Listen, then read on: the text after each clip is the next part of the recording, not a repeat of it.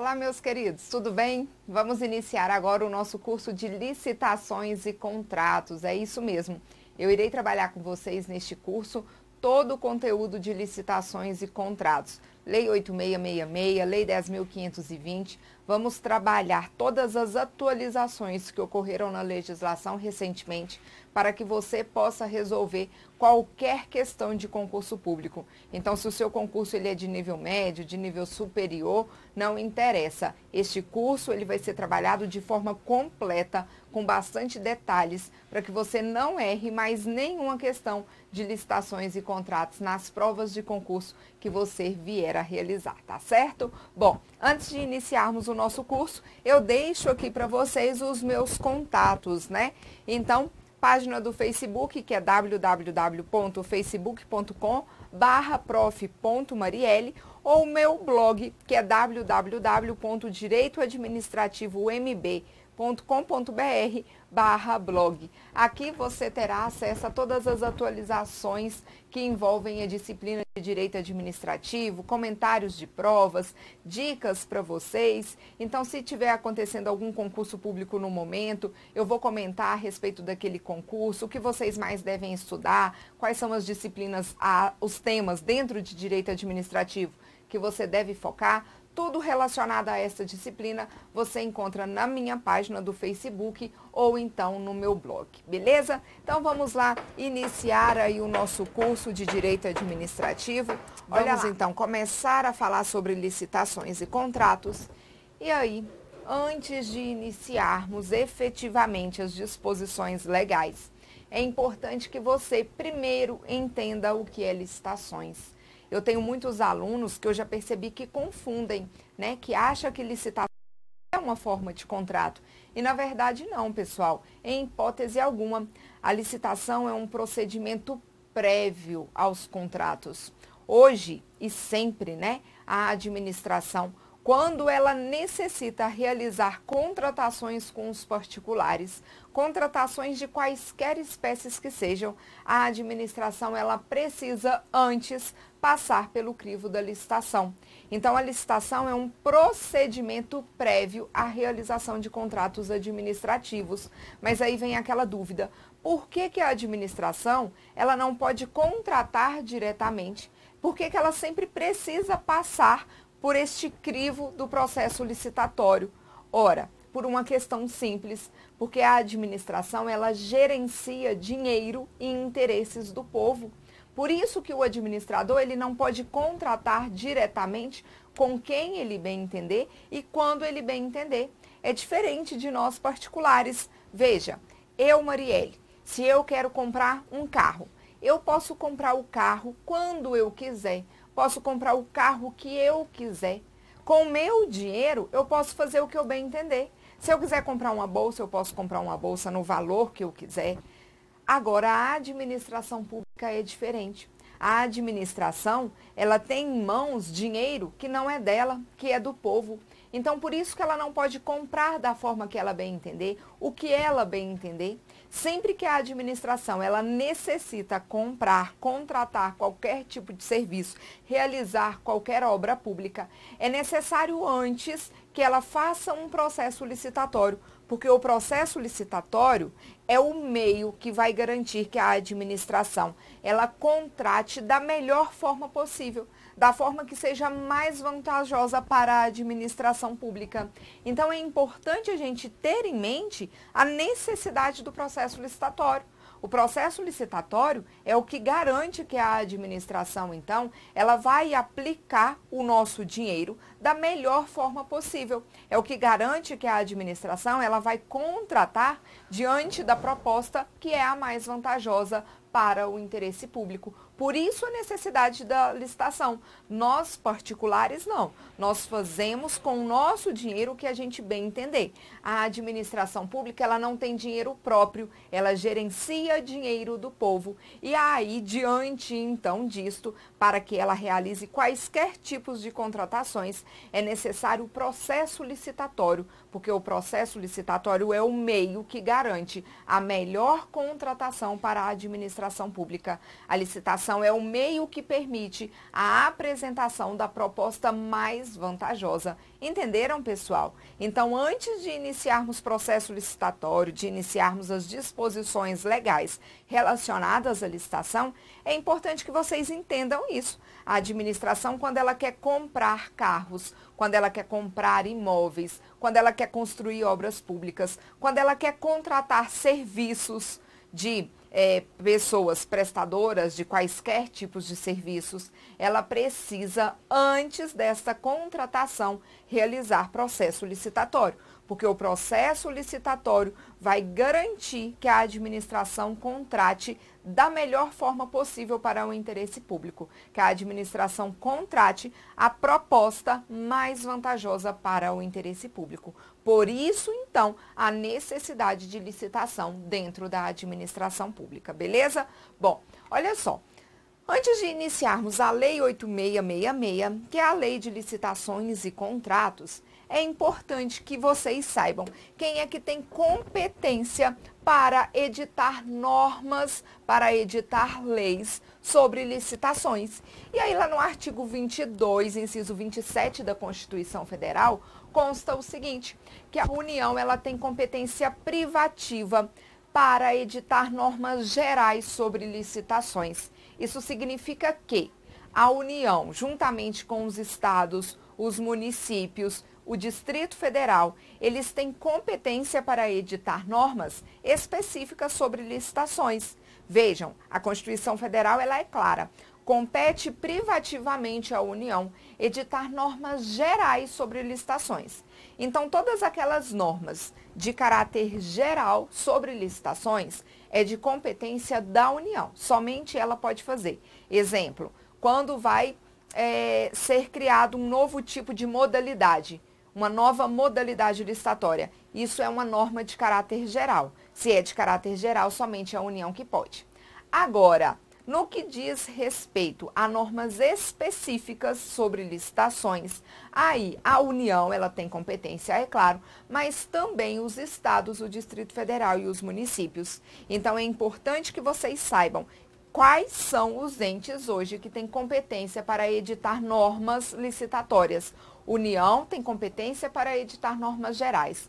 A própria União, estados, municípios e o Distrito Federal têm competência para editar normas específicas essas, então, que serão aplicadas somente no âmbito territorial do ente que editou. Exemplo, se o município ele cria normas específicas sobre licitação, aquelas normas elas terão aplicabilidade somente no âmbito territorial daquele município. Se um estado ele cria uma norma específica sobre licitações, aquelas normas elas terão aplicabilidade somente no âmbito territorial daquele estado, beleza? Normas gerais, então, competência da União. Normas específicas, todos os entes da administração direta têm competência para tal. Tudo certo? Bom, feito isso, então, nós já sabemos quais são os entes que têm competência para editar normas a respeito de licitações. Agora eu preciso saber quais são os sujeitos à licitação. O que significa isso? Ora, quem é hoje dentro da administração que tem a obrigatoriedade de realizar processo licitatório antes de contratar quaisquer tipos de bens ou serviços. Então, são os sujeitos à licitação. Em outras palavras, nós iremos estudar agora os entes que têm obrigatoriedade de licitar antes de realizar qualquer tipo de contratação. E aí, então, estão sujeitos à licitação hoje dentro do nosso país. Primeiro, todos os entes da administração direta. E, meus queridos, vocês sabem, é claro, com certeza, quem são os entes da administração direta, não sabem? Quais são? Então, nós temos União, estados, Distrito Federal e municípios. Todos estes entes aqui, diante da necessidade de contratações, em regra, é necessário que antes passe pelo processo licitatório. Então, a União, se ela quer construir rodovias, por exemplo, ela precisa antes realizar processo licitatório para ver qual é a empresa que irá oferecer uma proposta mais vantajosa e aí, consequentemente, ela vai contratar com essa empresa. Os estados, a mesma coisa, Distrito Federal e municípios também. Então, estão sujeitos à licitação todos os entes da administração direta. Além disso, também estão sujeitos ao processo licitatório todos os entes da administração indireta. E quem são os entes da administração indireta? Autarquias, fundações públicas, empresas públicas e sociedades de economia mista. Empresas públicas e sociedades de economia mista, um pouco mais para frente eu irei falar com detalhes para vocês, mas saibam que todos estes entes, eles estão sujeitos à realização de processo licitatório. Então, se uma autarquia, se uma fundação pública de direito público ou de direito privado, se uma empresa pública ou uma sociedade de economia mista quer realizar qualquer tipo de contratação, antes é necessário que realize processo licitatório. Lembrando, vou fazer um asterisco aqui, né, que as empresas públicas e as sociedades de economia mista, um pouco mais à frente, eu irei tratar a respeito delas com mais detalhes. Além disso, também estão sujeitos à licitação fundos especiais. O que são fundos especiais? Fundos especiais ou são fundações ou órgãos da administração direta criados com o intuito de ajudar determinada necessidade existente hoje dentro do nosso país. Por exemplo, pode ser que entes da administração direta criem um fundo especial que tem como finalidade combater a seca do Nordeste. Pode ser que determinado estado tenha sofrido com fortes chuvas e agora os municípios daquele estado criaram um fundo especial que tem como finalidade reestruturar aquele estado diante dos desastres sofridos pela chuva. Então vejam vocês, fundos especiais são órgãos da administração direta ou também podem ser constituídos como fundações e terão como finalidades ajudar e investir em determinados setores da nossa sociedade que estejam por um momento de necessidade. Em regra, são nestes casos que os fundos especiais eles são criados. Estes fundos especiais também estão sujeitos à realização de processo licitatório. Tem a obrigatoriedade de realizar processo licitatório antes de quaisquer tipos de contratação.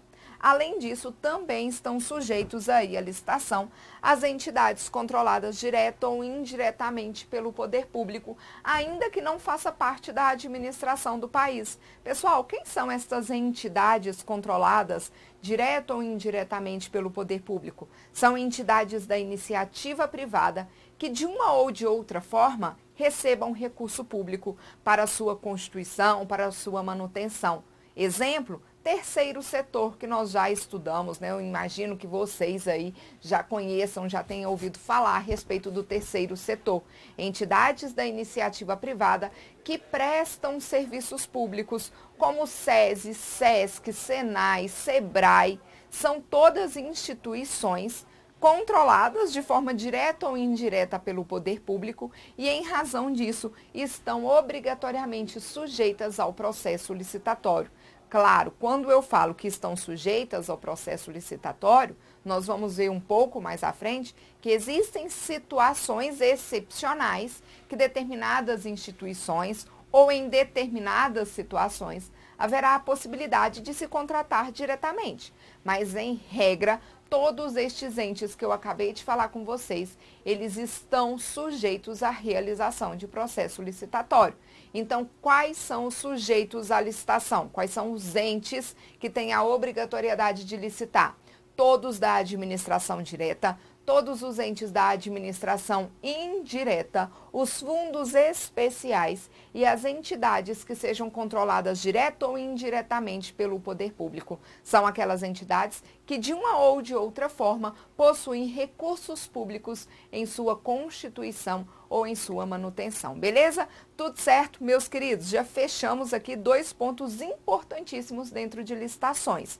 Quem é que tem competência para elaborar leis sobre licitações e quais são os entes que têm a obrigatoriedade de realizar processo licitatório antes de iniciar qualquer tipo de contratação.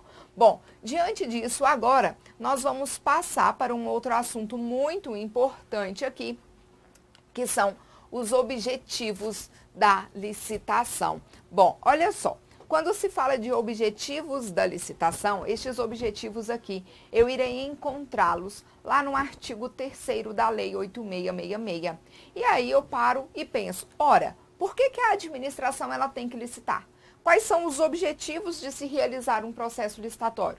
O primeiro objetivo, eu já falei com vocês pouco antes aqui, né? Um pouquinho há tempo atrás aqui, eu falei com vocês quais são os objetivos de se realizar processo licitatório. Falei um dos objetivos. E agora nós vamos ver os 3 que constam na Lei 8666. Bom, o primeiro objetivo da administração realizar processo licitatório é garantir a seleção da proposta mais vantajosa. Então, sempre que eu falo em um dos objetivos da administração, é o que eu havia falado com vocês há pouco tempo atrás, é garantir a proposta mais vantajosa. Pessoal, eu tenho que ter em mente que a administração, ela lida com os interesses públicos, com os interesses do povo. O dinheiro não é dela, então ela sempre tem que escolher aquela proposta que seja mais vantajosa para a coletividade. Ora, é simples, imaginem vocês, suponhamos que a administração de determinado município vá trocar a frota de ambulâncias daquele município. É interessante para nós, o povo, que a frota, quando for trocada, que fique no valor de R$200 mil ou fique no valor de R$500 mil. O que é mais interessante para o povo? O mais interessante é que fique no valor de R$200 mil. Não é verdade? Se for possível, se forem bons carros que estejam em bom estado de conservação, que consigam prestar com eficiência aquele serviço, é muito mais interessante, então, que a contratação seja de R$200 mil. O povo tem interesse que a proposta mais vantajosa é que seja contratada por aquele município. Então, por isso que este é o primeiro objetivo da licitação, sem dúvida nenhuma, é a contratação por parte da administração da escolha mais vantajosa. A escolha mais vantajosa que foi apresentada pelos licitantes. Agora, fiquem atentos. Quando eu falo de escolha mais vantajosa, muitas das vezes é aquela proposta de menor preço, mas nem sempre, não necessariamente a proposta de menor valor vai ser a mais vantajosa para a administração pública, não. Por isso, então, que nós devemos ficar atentos, que a administração ela tem que levar em consideração a escolha da proposta que seja a mais vantajosa. Marielle, sempre vai ser a de menor valor? Não, pode ser que seja, mas não obrigatoriamente. Acontecerá algumas situações em que propostas de valores mais altos vão ser as propostas mais vantajosas para a administração pública. Então, por isso que eu tenho que tomar cuidado, que a administração ela vai contratar, não é sempre aquelas propostas de menores valores, não. Ela vai contratar a proposta que seja mais vantajosa, ainda que seja um pouco mais caro. Porque em algumas situações isso vai acontecer, ainda que seja um pouco mais caro. Se for a proposta mais vantajosa, é essa que será contratada, beleza? Tudo certo? Então, este é o primeiro objetivo, garantir a seleção da proposta mais vantajosa para a administração. Segundo objetivo aí da realização de licitações é a observância do princípio constitucional da isonomia. Bom, quando a administração ela realiza processo licitatório, aqui há a garantia, a observância da aplicabilidade de um princípio constitucional, que é o princípio da isonomia. Pelo princípio da isonomia, deve a administração pública permitir que todos os interessados participem do processo licitatório para virem a contratar com a administração, caso sejam os licitantes vencedores. O princípio da isonomia, então, ele garante, ele permite que todas as empresas daquele mercado que estejam interessadas em participar de processos licitatórios, desde que atendam aos requisitos do edital, poderão participar e, caso sejam vencedoras, virão a contratar com a administração pública. Então, esse princípio é como se ele falasse, olha, administração, você não pode escolher quem é que vai contratar com você, não. Você não pode escolher as empresas contratantes, não. O processo licitatório, O edital de licitação, na verdade, ele vai ser publicado para que todas as empresas que tenham interesse participem deste processo licitatório e, caso apresentem propostas vantajosas, virão a contratar com a administração pública. Então, a aplicabilidade do princípio da isonomia significa que a administração ela vai permitir que todos os interessados participem daquele processo licitatório. Meus queridos, aqui nós nos deparamos com a mesma ideia do concurso público, não é verdade? O concurso público, ele faz o quê? O concurso público, ele permite que todos os interessados em trabalharem dentro da administração possam prestar a prova do concurso público e virem a tomar posse, caso sejam aprovados e preencham os requisitos do edital. O concurso público é uma forma também de aplicabilidade do princípio da isonomia, assim como o processo licitatório. Eu consigo visualizar estes dois institutos, concurso público e licitações, na mesma moeda, vamos dizer assim, no que diz respeito à aplicabilidade do princípio da isonomia.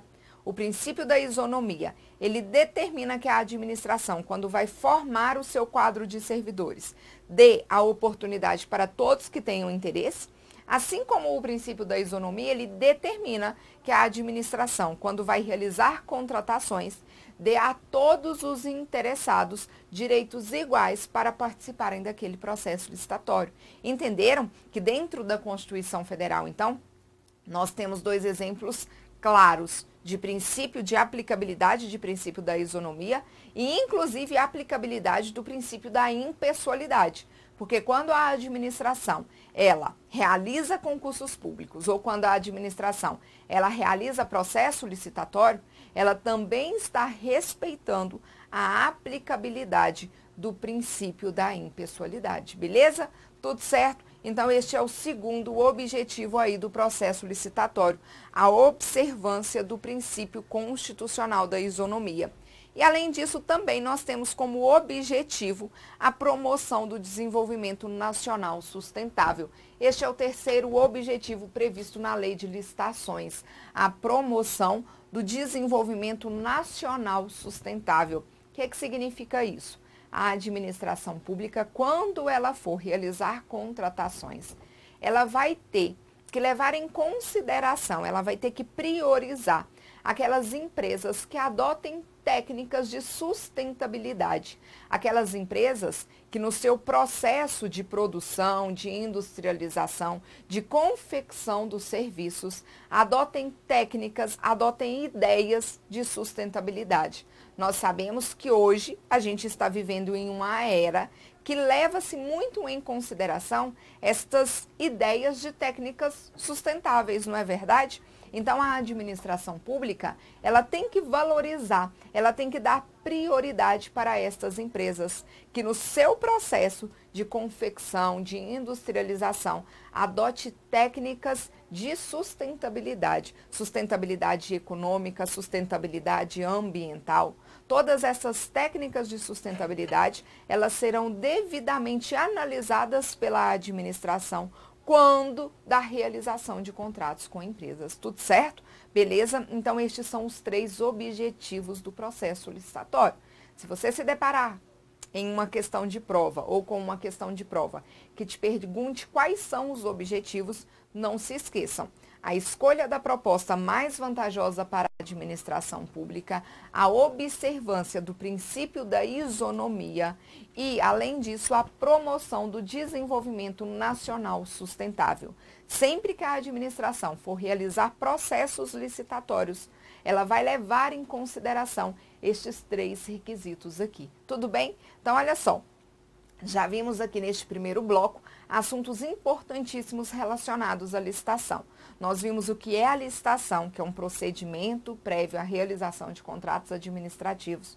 Nós vimos quem é que tem competência para legislar, quais são os sujeitos à licitação. E agora, por último, nós vimos os objetivos de todo e qualquer processo licitatório. No próximo bloco, nós daremos continuidade aí a este assunto. Eu aguardo vocês e até mais.